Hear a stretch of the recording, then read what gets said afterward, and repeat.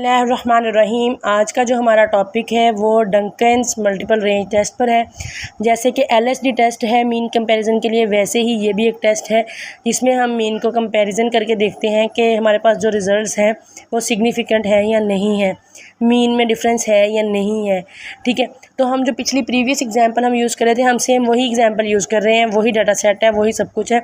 हमने वहाँ पर जो फाइंड आउट की थी value LSD latent square design एक टॉपिक था, और एक हमारे पास लीस्ट सिग्निफिकेंट डिफरेंस टेस्ट। जो लीस्ट सिग्निफिकेंट डिफरेंस टेस्ट की वैल्यूज़ थी वो हम यहाँ पे यूज़ कर रहे हैं, लेटेंट स्केयर डिज़ाइन वाली यूज़ नहीं कर रहे। फर्स्ट ऑफ ऑल ये क्लियर कर लें। तो हमने क्या किया, क्योंकि मैंने यहाँ देखें टेस्ट लिखा हुआ है तो LSD टेस्ट लिखा हुआ है, तो LSD टेस्ट से आपने याद रखना है कि ये लीस्ट सिग्निफिकेंट डिफरेंस टेस्ट की बात कर रहे हैं हम। एस स्केयर ये वहाँ वैल्यू थी हमारे पास मीन स्केयर एरर की 1.57। फिर हमने बताया कि R हमारे पास क्या है, number of observation in each treatment, her treatment में कितनी ऑब्जर्वेशन हैं। ठीक है, V जो है वो डिग्री ऑफ फ्रीडम है, ये एरर का डिग्री ऑफ फ्रीडम है। MSE जो लिखा हुआ है मीन स्केयर एरर को लिखा हुआ है 15 था।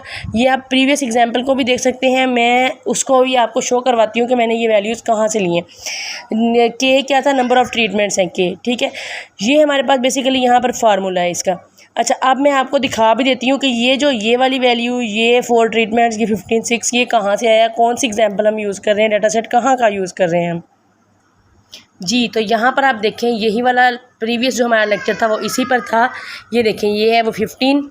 ठीक है, यहाँ पर ये देखें ये है 6 और ये है 4 हमारे पास। ठीक है, यही डाटा सेट हम यूज़ कर रहे थे। तो अब हम अपने उधर चले जाते हैं। मैं आपको दिखाने इसलिए चाह रही थी कि आपको पता चल जाए कि हम कौन सा डाटा सेट यूज़ कर रहे हैं। ये देखिए, मैंने आपको बताया भी है, लीस्ट सिग्निफिकेंट डिफरेंस टेस्ट की जो एग्जाम्पल हमने की थी हम उसका डाटा यूज़ कर रहे हैं। ठीक है जी, तो अब हम अपने लेक्चर पे आ गए हैं।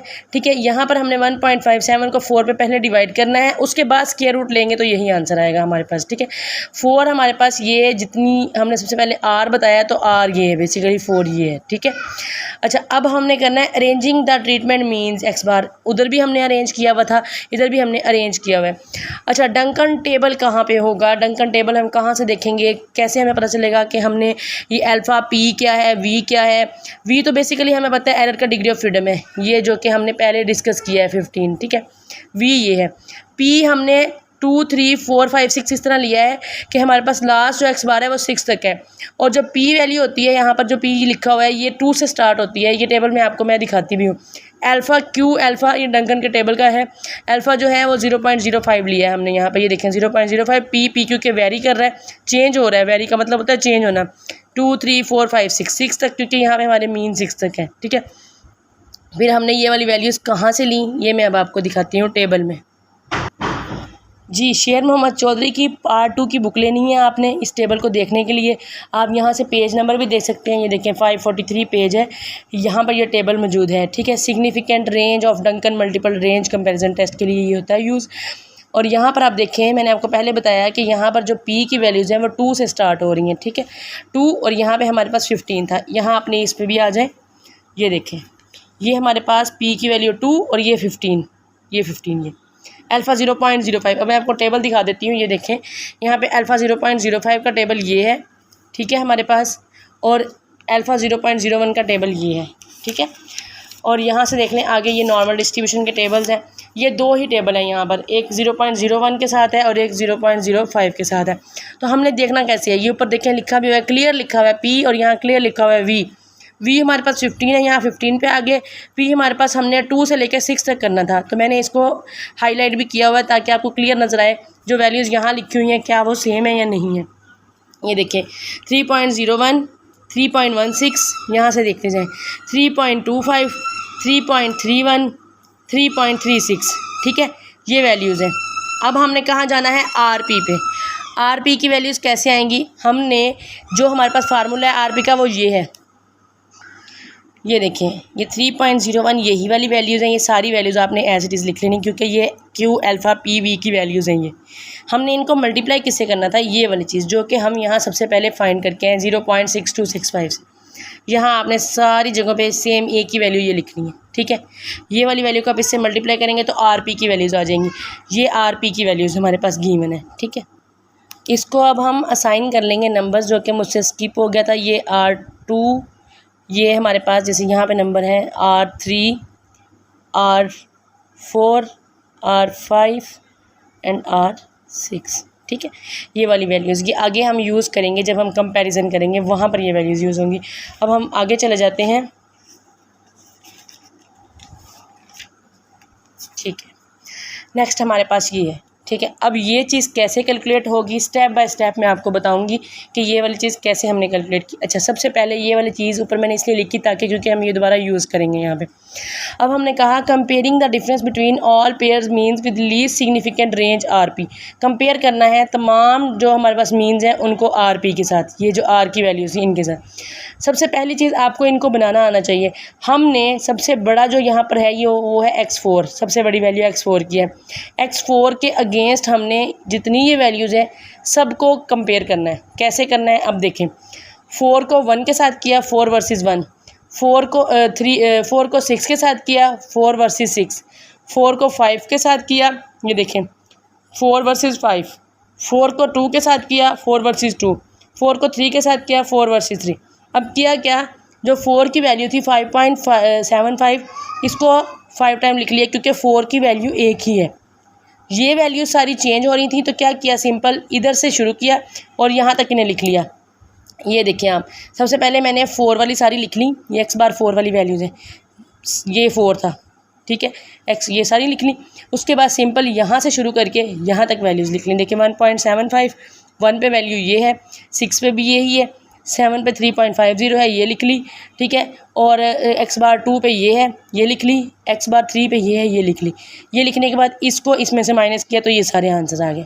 सिंपल, सबसे पहला स्टेप ये यहाँ तक। अच्छा, अब ये वाली जो वैल्यूज़ है ये कहाँ से आई, ठीक है, ये मैं आपको समझाती हूँ। पहले अगले पॉइंट पे चले जाते हैं। हमने X⁻ का सबके साथ कंपैरिजन कर लिया, अब हमने करना है X⁻3 का सबके साथ कंपैरिजन। आपने सिंपल क्या करना है, 3 3 3 कितने हैं, 1 2 3 4, 4 टाइम 3 लिखा और 1 6 5 2, ये देखें ये 1 6 5 2, ये इस तरह से लिख लिया वर्सेस। ठीक है, सिंपल जब आप एक बनाएंगे दूसरा ऑटोमेटिकली आपको बनाने में बहुत आसानी होगी। ठीक है, आपने क्या करना है 4.75 को यहाँ क्योंकि 3 है ना तो 3 वाली वैल्यू एक ही है, वो आपने 4.75 जो है वो 4 टाइम लिख लेना है। ठीक है, फिर यहाँ वाली चीज़ ये वाली चीज़ आप छोड़ दें, ये देखें ये स्किप कर दें और ये जो 4 वैल्यूज़ हैं यही चारों वैल्यूज़ उठा के यहाँ लिख दें और इसको इसमें से माइनस करके यहाँ जहाँ पे मैंने ब्लू मार्कर यूज़ की हुई है वहाँ तक आपकी वैल्यूज़ आ गई। अब हमने 4 भी कर लिया, X⁻4 भी कर लिया, X⁻3 भी कर लिया, X⁻2 का कंपैरिजन करना है इन तीनों के साथ। वो कैसे होगा, सिंपल क्या करना है, यहाँ तक तो हो गया। ठीक है, अब हमने X⁻2 की वैल्यू को यहाँ लिख लेना है।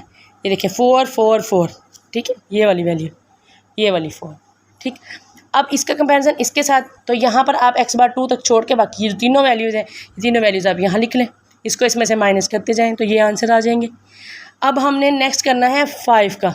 ठीक है, 5 वर्सेस 1, क्योंकि 5 के बाद देखिए सिर्फ 2 ही वैल्यूज़ हैं, 5 वर्सेस 1, 5 वर्सेस 6, तो आपने 5 वाली वैल्यूज़ को 2 टाइम लिख लिया, 3.50 3.50, 1.75, ये दोनों वैल्यूज सेम थी तो सेम कर लिया, इनको इनमें से माइनस किया तो ये आंसर आ गया। फिर हमारे पास लास्ट में बनता है सिर्फ X⁻ का इसके साथ कंपैरिजन, तो X⁻ वर्सेस 1.75 1.75 ये आ गया 0। अब हमने आना है इस बात पे कि ये हमने कैसे साइन किया, जो हमारे पास पीछे गिवन था ये वाली चीज़। ठीक है, हमने इसको उल्टा यूज़ करना है, R6 R5 R4 R3 R2, यही वाली वैल्यूज़ आप यहाँ देखें, ये वाली R6 को सबसे पहले लिखना है क्योंकि R6 सबसे बड़ा है, उसके बाद से छोटी वैल्यू, उसके बाद उससे छोटी वैल्यू, उसके बाद उससे छोटी वैल्यू, उसके बाद उससे छोटी।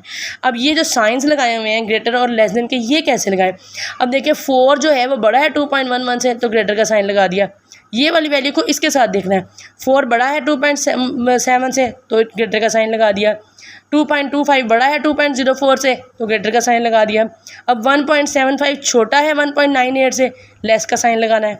1.1 जो है सॉरी ये लेस है 1.89 से, जी लेस का साइन लगा दिया। सेम इसी तरह से अब क्या किया, अब यहाँ तक हम R6 तक गए थे, यहाँ हमारे पास 4 पेयर है तो हम R5 से शुरू करेंगे, यहाँ R6 से था, यहाँ R5 से। ठीक है, तो ये देखें 2.7, यही वाली आखिरी 4 वैल्यूज उठा के आपने दोबारा लिख देनी है। साइन आपने कैसे लगाने हैं, 3 ग्रेटर है 2.7 से, जी ग्रेटर है, 3 ग्रेटर है 2.04 से ग्रेटर है, 1.25 स्मॉल लेस देन है 1.98 से, लेस देन है 0.75 लेस है 1.89 से, लेस है। ठीक है, इसी तरह से यहाँ पे आ जाए, यहाँ पे देखें R5 तक था, यहाँ R4 तक, यही तीनों वैल्यूज उठानी है, दोबारा फिर लिख देनी है। तो ये लिखने से ये आ जाएगा। अच्छा, अब 2.25 बड़ा है 2.04 से, 2.25 बड़ा है 1.98 से, 0.50 छोटा है 1.89 से। अगले पॉइंट पे आ जाए, 1.75 छोटा है 1.98 से, 1.75 छोटा है 1.89 से, ठीक है। 0 छोटा है 1.89 से। यहाँ पे देखें R6, R5, R4, R3, R2 ऐसे चलना है आपने, ठीक है। R2 तक जाना है क्योंकि हमारा R2 तक ही था। ये देखें, ये पूरा लेक्चर इस पे है। इस तरह से डंकन के कंपैरिजन्स होते हैं, ठीक है।